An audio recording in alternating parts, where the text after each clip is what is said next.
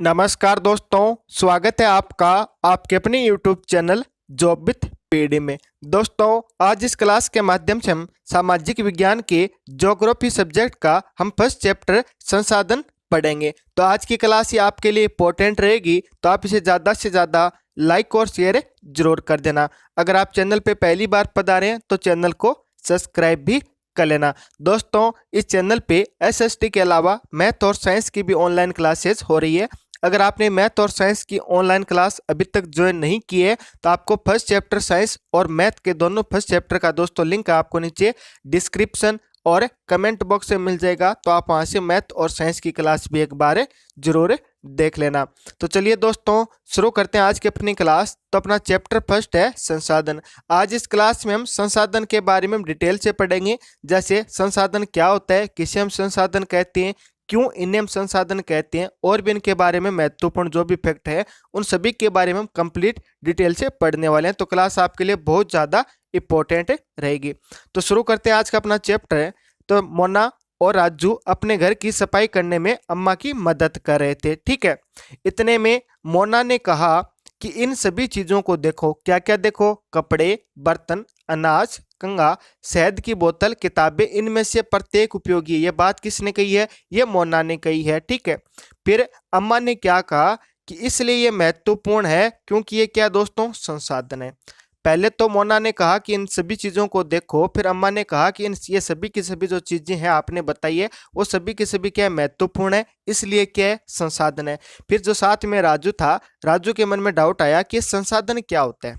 ठीक है, तो मोना ने तो बोल दिया कि ये जो सभी चीजें देखो। फिर अम्मा ने कहा कि ये जो सभी की सभी चीजें यानी जो कपड़े हैं, बर्तन है, अनाज है, कंघी होगी, जो बोतल है, किताबें हैं, सभी के सभी क्या है? संसाधन है। फिर राजू ने पूछा कि अम्मा से पूछा कि ये संसाधन क्या होता है। तो अम्मा ने बताया कि प्रत्येक वस्तु जिसका उपयोग आवश्यकताओं को पूरा करने के लिए किया जाता है ना दोस्तों, वो क्या कहलाती है? संसाधन कहलाती है। यहाँ से जो संसाधन की परिभाषा निकल के आ रही है दोस्तों, वो आपको याद में रखनी है। इंपॉर्टेंट परिभाषा है कि प्रत्येक वस्तु जिसका उपयोग आवश्यकताओं को पूरा करने के लिए किया जाता है ना, वो क्या कहलाती है? संसाधन कहलाती है। अगर आपसे संसाधन की डेफिनेशन पूछे तो आपको ये बता देनी है। अगर इनके एग्जाम्पल पूछे तो एग्जाम्पल जैसे कपड़े, बर्तन, अनाज, कंघी, शहद की बोतल, जो भी आपका जिन का भी आप उपयोग करते हैं ना, वो सभी के सभी क्या है? संसाधन है। जैसे अभी आप ये क्लास किससे देख रहे हैं? या तो आप मोबाइल से देख रहे होंगे, या लैपटॉप से देख रहे होंगे, या कंप्यूटर से, तो भी क्या है दोस्तों? संसाधन है, क्योंकि उसका भी आप क्या करें? उपयोग करें। तो यानी कि जो वस्तु जिनका उपयोग हम क्या करते हैं? आवश्यकताओं को पूरा करने के लिए करते हैं ना, वो क्या कहलाते हैं? संसाधन कहलाते हैं। होपफुली आपको जो संसाधन की जो परिभाषा है वो समझ में आ गई होगी। आगे बढ़ते हैं। अपने चारों ओर देखिए और निरीक्षण कीजिए। आप संसाधनों के विविध प्रकारों को पहचानने में सक्षम होंगे। आप प्यास लगने पे जो जल पीते हैं, या आप अपने घर में जिस विद्युत का उपयोग करते हैं, या स्कूल से घर पहुंचने के लिए उपयोग किया गया रिक्शा, पाठ्य पुस्तक जिसका उपयोग आप अध्ययन करने के लिए करते हैं, ये सभी के सभी क्या है? संसाधन है। क्योंकि संसाधन क्या होता है? जिसका उपयोग हम आवश्यकताओं को पूरा करने के लिए करते हैं, तो दोस्तों क्या होता है? संसाधन होता है। तो पानी है जिसको हम पीते हैं, क्यों पीते हैं? ताकि प्यास बुझ जाए। ठीक है, इसका भी हमने क्या किया? उपयोग किया। रिक्शा से हम घर आए हैं, तो रिक्शा का उपयोग हम किस लिए किए? ताकि हम घर आसानी से पहुंचे। पाठ्य पुस्तक हम पढ़ते हैं किस लिए? ताकि हम अध्ययन करके आगे कामयाब हो जाएं। तो ये दोस्तों सभी के सभी क्या है? संसाधन है, क्योंकि इनका उपयोग हम क्या करें? आवश्यकताओं को पूरा करने के लिए इनका उपयोग करें। आपके पिता ने आपके लिए नाश्ता तैयार किया है। उन्होंने जिन ताजी सब्जियों का उपयोग किया है वो भी क्या है? संसाधन है, क्योंकि उनका भी उपयोग किस लिए किया गया है? आवश्यकताओं को पूर्ति करने के लिए किया गया। तो ये दोस्तों संसाधन के बारे में थोड़ी सी डिटेल थी कि संसाधन होता क्या है, किसे हम संसाधन कहते हैं। तो आपको संसाधन की परिभाषा और इसके एग्जाम्पल है वो समझ में आ गए होंगे। जल, विद्युत, रिक्शा, सब्जी और पाठ्य पुस्तक सभी में कुछ ना कुछ एक जैसा है। वो क्या है कि इन सभी का उपयोग है वो हमारे द्वारा किया जाता है, इसलिए सभी के सभी क्या है? उपयोगी है। इन सभी का हम उपयोग करते हैं तो क्या हो जाएगी? ये उपयोगी हो जाएगी। तो यानी कि एक वस्तु या पदार्थ है जिसका उपयोग है हम करते हैं, उसे क्या बनाते हैं दोस्तों? संसाधन बनाते हैं। यानी कि वस्तु या पदार्थ की जो उपयोगिता होती है ना, उसे क्या बनाती है? संसाधन बनाती है। राजू अब जानना चाहता है कि किसी भी कोई भी जो वस्तु होती है वो संसाधन कैसे बनती है। जैसे हमें पता तो चल गया कि जो पेन है, ठीक है, जो कंघी होगी, जो किताब है, जो रिक्शा है, वो क्या है? संसाधन है, क्योंकि इनका हम उपयोग करते हैं। ये तो हम समझ गए। अब ये राजू जानना चाहता है कि जो वस्तु संसाधन बनती कैसे है। तो अम्मा ने बच्चों को बताया कि वस्तु उस समय संसाधन बनती है जब उनका कोई मूल्य होता है। इसका प्रयोग अथवा जो इसका उपयोगिता होती है उसे क्या करती है, मूल्य प्रदान करती है। और सभी संसाधन क्या होते हैं, मूल्यवान होते हैं, ये अम्मा ने कहा। ठीक है, राजू ने पूछा था कि कोई भी वस्तु संसाधन कैसे बनती है, तो अम्मा ने बताया कि जो संसाधन बनती है उसका क्या होता है, मूल्य होता है, यानी इसका प्रयोग या उपयोगिता उसे क्या बनाती है, मूल्य प्रदान करती है। तो ये संसाधन क्या होते हैं, मूल्यवान होते हैं। तो मूल्य का क्या अर्थ है, तो मूल्य का अर्थ महत्व होता है, यानी कि कुछ संसाधनों का तो आर्थिक महत्व होता है जबकि कुछ संसाधनों का आर्थिक महत्व नहीं होता है। उदाहरण के तौर पे समझे, धातु है, धातु का क्या होता है, आर्थिक मूल्य। धातु जैसे दोस्तों मुख्यतः बात करें जैसे सोना चांदी है, तो उनका आर्थिक महत्व क्या है कि दोस्तों इनका जो मूल्य यानी इसके पैसे देने होते हैं, इनका मूल्य क्या है, पैसे हो गए। ठीक है ना, जबकि कोई मनोरम भूदृश्य है, इसका क्या कोई आर्थिक महत्व नहीं होता है। जैसे हमने बहुत ही कोई अच्छा जैसे बादल देखे, बहुत ही शानदार बादल दिख रहे हैं वर्षा ऋतु के अंदर, तो इनका क्या हो गया, कोई भी आर्थिक महत्व नहीं है। लेकिन आपके पास बहुत सारा सोना चांदी कोई भी गहना है तो उसका क्या है, आर्थिक महत्व। ये बात आपको समझ में आ गई होगी संसाधन के बारे में कि इनका आर्थिक महत्व कैसे होता है और कैसे नहीं होता है। परंतु ये दोनों के दोनों संसाधन क्या है, महत्वपूर्ण है और मनुष्य की आवश्यकताओं को क्या करते हैं, पूरा करते हैं। ठीक है, कुछ संसाधन समय के साथ आर्थिक रूप से मूल्यवान हो सकते हैं, जैसे सोना है वो धीरे धीरे बढ़ता रहता है, यानी आर्थिक रूप से क्या होता है, ये मूल्यवान होता है। इसके अलावा आपकी दादी के घरेलू नुस्खों का आज भी कोई भी वाणिज्य मूल्य नहीं है, यानी जो हम घर में कोई भी ऐसे नुस्खे हैं जो पुराने समय में अपने दादाजी वो हमें बताते हैं, उनका क्या आज भी कोई वाणिज्य मूल्य नहीं है। लेकिन यदि वे पेटेंट करने के उपरांत मेडिकल फर्म द्वारा बेचे जाते हैं तब वो क्या हो जाते हैं, आर्थिक रूप से मूल्यवान हो जाते हैं। यहाँ पे शब्द आया पेटेंट, यानी कि पेटेंट क्या होता है दोस्तों, इसका तात्पर्य है कि किसी विचार अथवा आविष्कार पर एकमात्र अधिकार हो जाए। एकमात्र अधिकार होने का मीन्स क्या होता है, जैसे कोई भी एक मूवी आती है तो मूवी हमेशा क्या बनती है, किसी के द्वारा बनाई जाती है, तो यानी मूवी का जो अधिकार होता है ना वो एक व्यक्ति के पास होता है। इसी प्रकार कोई भी एक वस्तु हो जाती है, कोई भी मेडिकल के अंदर कोई भी दवाई आती है तो दवाई किसी न किसी कंपनी के द्वारा बनाई जाती है, तो कंपनी के पास अधिकार रहता है, यानी कि वो दवाई है ना वही बना सकता है, बाकी और कोई भी नहीं बना सकता। तो ये दोस्तों क्या होता है, पेटेंट होता है। यानी कि अपने जो दादी ने घरेलू नुस्खे में बताया ना उनका कोई भी मूल्य नहीं है। अगर दादी इनका पेटेंट करवा ले, ठीक है, ये मेडिकल फर्म के द्वारा बेचे जाते हैं तो इनका क्या हो जाता, आर्थिक मूल्य हो जाता है, यानी इनके क्या मिलते में, पैसे मिल जाते। आगे दिया गया है कि समय और प्रौद्योगिकी दो महत्वपूर्ण कारक है। समय को तो हम समझते हैं, लेकिन प्रौद्योगिकी क्या है कि किसी कौशल करने या वस्तु को नवीन बनाने का ज्ञान का जो अनुप्रयोग होता है ना दोस्तों, वो क्या कहलाता है, प्रौद्योगिकी कहलाता है। कैसे ये होता है इसको हम आगे और भी चर्चा करेंगे। जो पदार्थ संसाधन में परिवर्तन कर सकते हैं दोस्तों, समय और प्रौद्योगिकी है ना वो किसी भी पदार्थ को क्या बना सकते हैं, संसाधन बना सकते हैं। यानी पदार्थ तो कोई भी हो सकता है, संसाधन यानी जिसकी उपयोगिता बढ़ जाए, जो कि कोई ना कोई उपयोगी में आए, तो संसाधन कौन बना सकता है, एक समय बना सकती है और समय के साथ प्रौद्योगिकी है दोस्तों, ये दोनों क्या बना सकते हैं, किसी भी पदार्थ को संसाधन बना सकते हैं। दोनों लोगों की आवश्यकताओं से संबंधित है। लोग समय ही सबसे महत्वपूर्ण संसाधन होते हैं, यानी कि लोग सबसे महत्वपूर्ण संसाधन क्यों होते हैं कि ये लोगों के विचार, ज्ञान, आविष्कार और खोज ही है जो और अधिक संसाधनों की रचना करती है। यानी कि जो व्यक्ति है, व्यक्ति ने कंप्यूटर बनाया, आज कोई बहुत सारी ऐसी ऐसी मशीनें बना दी जिनके द्वारा व्यक्ति बहुत सारी वस्तुओं को खोजते हैं। तो यानी व्यक्ति ने क्या किया कि खुद ने एक ऐसा संसाधन बना दिया जो और संसाधनों की क्या करता है, खोज करता है और जो अधिक संसाधनों की रचना करता है। प्रत्येक खोज अथवा आविष्कार से बहुत से अन्य खोज या आविष्कार होते हैं। ठीक है, आग की खोज से खाना पकाने की पद्धति व अन्य प्रक्रियाओं का प्रचलन हुआ, जबकि एक पहिए के आविष्कार से अंततः क्या हो गया दोस्तों, परिवहन की नवीन विधियों का विकास हुआ। जल विद्युत बनाने की प्रौद्योगिकी ने तेजी से बहते हुए जल से ऊर्जा उत्पादन करके उसे एक महत्वपूर्ण संसाधन बना दिया। ठीक है, तो दोस्तों संसाधन बनाने के लिए जो सबसे महत्वपूर्ण जो जिनका उपयोग होता है वो एक तो क्या होता है, समय होता है, दूसरा क्या होता है, समय के साथ प्रौद्योगिकी का जो यूज किया जाता है वो किसी को भी क्या बना सकता है, संसाधन बना जा सकता है। यानी कि जो पहले डायरेक्ट जल है वो नदियों से बहता था, लेकिन आज क्या हो गया कि नदियों के अंदर जो जल बहता है इससे भी क्या बनाई जाती है, बिजली बनाई जाती है। तो ये भी दोस्तों क्या हो गया, एक संसाधन के रूप में उसका इस्तेमाल कर लिया गया है। आगे में बोला जा रहा है कि जो संसाधन के प्रकार होते हैं वो कौन कौन से होते हैं। तो यानी सामान्यतः जो संसाधन के प्रकार होते हैं ना, एक तो जो संसाधन होता है वो प्राकृतिक होता है, एक मानव निर्मित होता है और एक ये मानव के अंदर वर्गीकृत किया गया है। कैसे? सबसे पहले आता है प्राकृतिक संसाधन, यानी कि प्राकृतिक संसाधन क्या होता है। तो दोस्तों नाम से भी स्पष्ट हो रहा है कि जो संसाधन प्रकृति से प्राप्त किया जाता है, ठीक है, जो संसाधन प्रकृति से प्राप्त किया जाता है और अधिक संशोधन के बिना ही इसको हम क्या कर सकते हैं, उपयोग में ला सकते हैं, तो वो क्या हो गया दोस्तों, प्राकृतिक संसाधन हो गया। एग्जाम्पल के रूप में जैसे वायु है, वायु क्या होगा, एक प्राकृतिक संसाधन हो गया जिसको हम बिना किसी संशोधन के हम उपयोग में ले सकते हैं, यानी कहीं पे भी हम जाके हवा ले सकते हैं, किसी भी मशीन की हमें जरूरत थोड़ी हवा लेने के लिए, हम इसको डायरेक्ट भी हम हवा ले सकते हैं। तो दोस्तों ये भी क्या हो गया, एक प्राकृतिक संसाधन हो गया। वायु जिसमें हम सांस लेते हैं ये आपकी क्या होगी, प्राकृतिक संसाधन हो गया। हमारी नदियाँ और झीलों का जो जल है, मृदा और खनिज हो गया, सभी प्राकृतिक संसाधन है। इनमें से बहुत से प्राकृतिक संसाधन क्या है, निःशुल्क उपहार है, यानी हमें फ्री में मिल जाते हैं। जैसे हम सांस लेते हैं, जो जल पीते हैं, ये क्या दोस्तों, निःशुल्क उपहार हो गए और सीधे इन्हें हम क्या कर सकते हैं, उपयोग में भी ला सकते हैं। कुछ परिस्थितियों में प्राकृतिक संसाधनों का सबसे अच्छी तरह से उपयोग करने के लिए औजार और प्रौद्योगिकी की आवश्यकता होती है, लेकिन कुछ जो प्राकृतिक संसाधन है ना, उनको उपयोग करने के लिए या तो हमें औजार चाहिए या हमें अच्छी कोई प्रौद्योगिकी चाहिए जिसकी सहायता से इनका हम उपयोग कर सकते हैं। विभिन्न समूह में प्राकृतिक संसाधनों का वर्गीकरण उनके विकास एवं प्रयोग के स्तर, उद्गम, भंडार एवं वितरण के अनुसार किया गया है, ठीक है।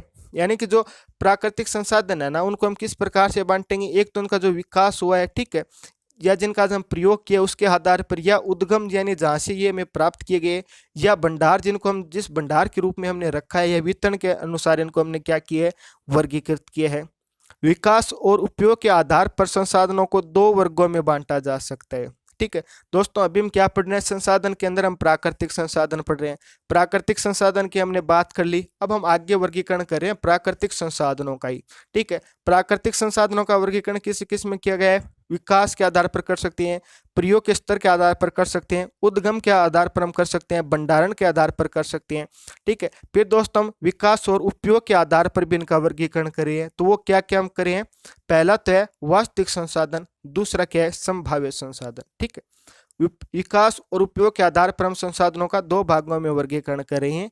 पहला तो है वास्तविक संसाधन, दूसरा क्या है, संभाव्य संसाधन। तो पहली बात आती है कि वास्तविक संसाधन क्या होते हैं, तो वे संसाधन जिनकी मात्रा हमें क्या होती है, ज्ञात होती है, यानी जिनकी मात्रा हमें पता होती है, इन संसाधनों का उस समय उपयोग किया जा रहा है, ठीक है।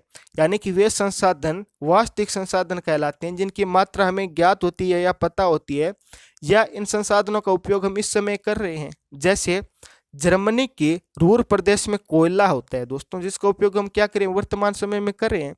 या पश्चिमी एशिया में जो खनिज तेल है, या महाराष्ट्र में दक्कन में पठार में जो काली मिट्टी से भरपूर है दोस्तों, इनका दोस्तों ये क्या करें, सभी के सभी क्या है, वास्तविक संसाधन है, क्योंकि इनकी मात्रा हमें क्या है, पता है। यानी कि जर्मनी के जो रूर प्रदेश के अंदर जो कोयला है उसकी मात्रा हमें पता है, साथ ही इसका हम वर्तमान समय में उपयोग करें, तो ये क्या हो जाएगा, एक आपका वास्तविक संसाधन हो जाएगा, ठीक है। आगे हम बात कर लेते हैं संभाव्य संसाधन। तो वे संसाधन जिनकी जो संपूर्ण मात्रा वो हमें ज्ञात नहीं होती, यानी हमें पता नहीं होता है कि पूरा कितना है, और इसका हम फिलहाल उपयोग भी नहीं कर रहे होते हैं। जो वास्तविक संसाधन की तो मात्रा हमें पता होती है, इसका हम उपयोग कर रहे होते हैं, लेकिन जो संभाव्य यानी जिसकी संभावना है, हमें पूरा वो पता नहीं है कि कितना है, ठीक है, और इसका उपयोग भी हम क्या नहीं करते, वर्तमान समय में नहीं करते हैं, तो उन संसाधनों को हम क्या कहते हैं, संभाव्य संसाधन कहते हैं। इन संसाधनों का उपयोग भविष्य में किया जा सकता है, और इस समय जो हमारे पास जो भी हमारी प्रौद्योगिकी है, यानी जो हमारे पास टेक्नोलॉजी है, जो हमारे पास साधन है ना, उनका क्या स्तर भी है ना, इतना नहीं है कि हम इन साधनों का उपयोग कर सकें। यह संभवतः इन संसाधनों को आसानी से प्रयोग करने के लिए पर्याप्त रूप से उन्नत नहीं है। जैसे लद्दाख में पाया गया यूरेनियम है ना, वो संभाव्य संसाधन का एक उदाहरण है, ठीक है। दोस्तों लद्दाख कहाँ पे है, जो भारत के ऊपर जो आपको जम्मू और कश्मीर दिखता है ना, अभी दोस्तों इसको क्या कर दिया, एक अलग केंद्र शासित प्रदेश बना दिया गया लद्दाख को। तो लद्दाख के अंदर जो यूरेनियम पाया जाता है ना दोस्तों, ये क्या एक संभाव्य संसाधन है। क्यों? क्योंकि हमें ये अभी तक पूरा पता नहीं है कि वहाँ पे कितना यूरेनियम है, साथ ही साथ इसका हम उपयोग अभी नहीं कर पा रहे हैं, तो ये दोस्तों क्या हो जाएगा, एक संभाव्य संसाधन हो जाएगा। इसका उपयोग हम क्या करेंगे, भविष्य में करेंगे, ठीक है। आगे में बोला जा रहा है कि 200 वर्ष पूर्व यानी 200 वर्ष पहले जो तीव्र गति से चलने वाली पवन है यानी जो काफी तेज हवा चलती है ना, वो भी क्या थी, एक समवायु संसाधन थी। यानी कि अगर हम 200 साल पहले जाए ना, तो जो तेज गति से हवा चलती थी ना, तो वो भी उनके लिए क्या थी, एक समवायु संसाधन थी। यानी क्योंकि वो उन हवा का क्या करने कर सकते थे, उपयोग नहीं कर सकते थे। लेकिन परंतु आज ये क्या है दोस्तों, एक वास्तविक संसाधन है। यानी कि जो आज तेज हवा चलती है ना, वो क्या है, एक वास्तविक संसाधन है, क्योंकि इसका हम उपयोग कर रहे हैं। कैसे, जैसे नीदरलैंड के पवन जो फार्मा है ना दोस्तों, जिनमें हम पवन चक्की का उपयोग करके ऊर्जा उत्पादन कर रहे हैं। जो 200 साल पहले जो तेज गति से हवा चलती थी ना, तो उनके लिए तो संभावित थी, लेकिन आज हमारे लिए क्या है, वास्तविक है। क्योंकि नीदरलैंड के अंदर दोस्तों ये देख लीजिए, इस प्रकार से पवन चक्कियों का इस्तेमाल किया जा रहा है। तो यानी कि जो ये पवन चक्की है ना, ये क्या करती है, तेज चलने वाली हवा होती है ना, इससे क्या करती है, ऊर्जा बनाती है, विद्युत बनाती है। इसी प्रकार पवन फार्म तमिलनाडु के नगर कोली और गुजरात तट पर भी देखे जा सकते हैं। यानी इस प्रकार के दोस्तों जो पवन चक्की है ना, ये तमिलनाडु और गुजरात के तट पर भी आपको देखने को मिल सकते हैं। इसके अलावा छोटे छोटे फार्म है ना, आपको राज्य में कई जगह और भी देखने को मिल सकते हैं। आगे हम बात कर लेते हैं कि उत्पत्ति के आधार पर संसाधन। ठीक है, अभी तो हमने क्या किया था, विकास और उपयोग के आधार पर संसाधनों को बांटा। अब हम बात करेंगे उत्पत्ति के आधार पर भी संसाधनों की। जैव और जैव संसाधनों में बांटा जा सकता है। ये अजैव और जैव क्या होता है दोस्तों, अजैव संसाधन निर्जीव वस्तु होती है, यानी कि जिसके अंदर जान नहीं होती, जो निर्जीव होती है उसे क्या कहते हैं, अजैव कहते हैं। ठीक है, जबकि जो सजीव होती है, जो संसाधन सजीव होते हैं, उनको हम क्या कहते हैं, जैव कहते हैं। अब अजैव और जैव की बात करें तो जैसे मृदा है, मिट्टी, मिट्टी के अंदर कोई जान थोड़ी होती है, तो यानी क्या हो जाएगी, अजैव हो जाएगी।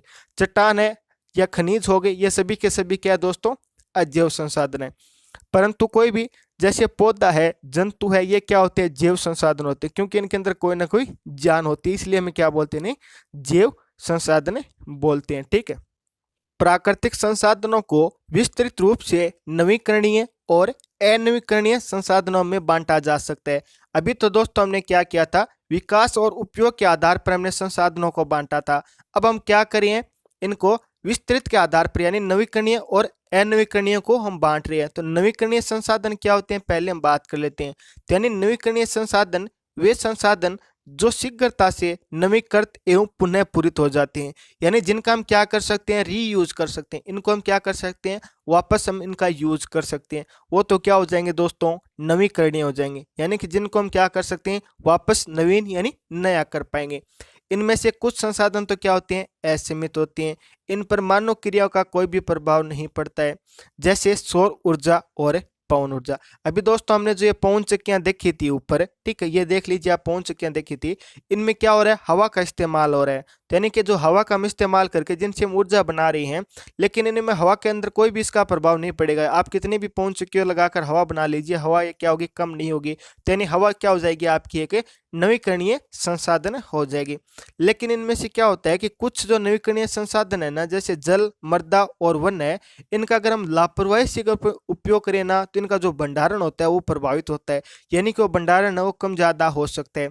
जल क्या एक असीमित नवीकरणीय संसाधन प्रतीत होता है, यानी कि जल बहुत तो है, लेकिन फिर भी हमें क्या होती है, जल की कमी होती है। और प्राकृतिक जल स्रोतों का आज सूखना विश्व के अंदर सबसे बड़ी क्या एक समस्या बनकर उभरा है। ठीक है, यानी कि दोस्तों जो जल है, ठीक है, जो वन है, ये भी क्या है, एक प्रकार से नवीकरणीय, यानी बहुत सारे इनका उपयोग हम अगर अच्छे से करें ना, ये कभी भी समाप्त नहीं होंगे। लेकिन लापरवाही के कारण है ना दोस्तों, आज इनका क्या नेगेटिव प्रभाव भी हम पे देखने को मिल सकता है। यहाँ पे दोस्तों एक बात आई है भंडारण की। जो भंडारण है वो क्या होता है, यानी कि उपयोग के लिए संसाधनों की मात्रा होती है, यानी कोई संसाधन है वो कितनी मात्रा के अंदर है, उसे हम दोस्तों क्या कहते हैं, भंडार कहते हैं संसाधनों का। ठीक है, ठीक है, भंडारण यानी इसका स्टोरेज कितना होता है, भंडार यानी वो मात्रा, कितनी मात्रा के अंदर संसाधन हमारे पास उपलब्ध है। ये दोस्तों बात होगी नवीकरणीय संसाधन के बारे में। अब हम बात कर लेते हैं अनवीकरणीय संसाधन, यानी वे संसाधन जिसका भंडार सीमित है। यानी सीमित का मतलब क्या है, एक निश्चित मात्रा के अंदर है। भंडार के एक बार समाप्त हो जाने के बाद इनके नवीकृत एवं पुनः पूरित होने में हजारों वर्ष का समय लग जाता है। और यह अवधि ना दोस्तों हमारे लिए क्या हो जाती है, बहुत बड़ी हो जाती है, क्योंकि हजारों साल हमें क्या पता कब आगे जाके हजारों साल में क्या क्या होगा। ठीक है, तो इस प्रकार के संसाधनों को क्या कहते हैं, अनवीकरण संसाधन कहते हैं। यानी कि जब भी आपको अनवीकरण संसाधन की परिभाषा पूछ ले तो आपको बताना है कि ऐसे संसाधन जिसका भंडारण क्या होता है या भंडार क्या होता है, सीमित होता है, और ये एक बार अगर समाप्त हो गए ना तो इनको नवीकृत यानी पुनः पाने के लिए हमारे क्या जरूरत है, हजारों सालों का समय लग जाता है। इन्हें हम क्या कहते हैं, अनवीकरण संसाधन कहते हैं। आपसे पूछे कि अनवीकरण संसाधनों के आपको उदाहरण देकर बताना है कि कौन कौन से है, तब जो अपने उदाहरण हो जाएंगे वो हो जाएंगे कोयला, पेट्रोलियम, प्राकृतिक गैस, इसके क्या हो जाएंगे दोस्तों, कुछ उदाहरण हो जाएंगे। ये बात हो गई नवीकरण और अनवीकरण को लेकर। आगे हम बात कर लेते हैं कि संसाधनों को वितरण के आधार पर ये क्या होते हैं, एक तो सर्वव्यापी होती हैं और एक क्या होते हैं, स्थानीय हो सकते हैं। यानी जो संसाधन सभी जगह पाया जाता है, सर्वव्यापक का मतलब क्या होता है दोस्तों, कोई भी वस्तु या जो संसाधन है सभी जगह पाया जाता है। जैसे वायु जिसमें हम सांस लेते हैं, ये क्या है, सर्वव्यापक हो गया, यानी कि क्या है, सभी जगह पाया जाता है। लेकिन वे संसाधन जो कुछ निश्चित स्थानों पर ही हमें मिलते हैं वो क्या कहलाते हैं, स्थानीय कहलाते हैं। जैसे तांबा हो गया, लोहा ऐसे के हो गया, ठीक है। प्राकृतिक संसाधनों का वितरण भूभाग, जलवायु, ऊंचाई जैसे अनेक भौतिक कारकों पर निर्भर करता है। परंतु इन कारकों में भिन्नता होने के कारण संसाधनों का जो वितरण है ना दोस्तों वो असमान है। यानी कहीं पे तो कोई संसाधन है वो ज्यादा पाया जाता है और कहीं पे भी कोई संसाधन है वो कम पाया जाता है। क्यों पाया जाता है, क्योंकि जो अपना भूभाग है ना उसकी जलवायु, ऊंचाई जैसे और भी कई भौतिक कारण है जिनके कारण दोस्तों हमें संसाधन है अलग अलग जगह अलग अलग मात्रा के अंदर मिलते हैं, ठीक है। ये दोस्तों बात होगी कि अगर आपको पूछ ले कि सर्वव्यापक संसाधन कौन सा है, तो दोस्तों क्या हो जाएगी आपकी, हवा हो गया, जल हो गया, जो वनस्पति होगी, ये क्या है, सर्वव्यापक संसाधन हो गए। वही स्थानीय के दोस्तों कहीं पे कोई लोहा पाया जाता है, कहीं पे तांबा पाया जाता है, कहीं पे कुछ और पाया जाता है, तो वो दोस्तों क्या होते हैं, स्थानीय हो जाते हैं, ठीक है। अब दोस्तों हम बात कर लेते हैं मानव निर्मित संसाधनों को लेकर, ठीक है। कभी कभी प्राकृतिक जो पदार्थ है ना वो संसाधन तब बनते हैं जब उनका मूल रूप बदल दिया जाए। जैसे लोहा ऐसे कहना दोस्तों उस समय तक संसाधन नहीं होता है जब तक लोगों ने उसके लोहा बनाना नहीं सीखा था।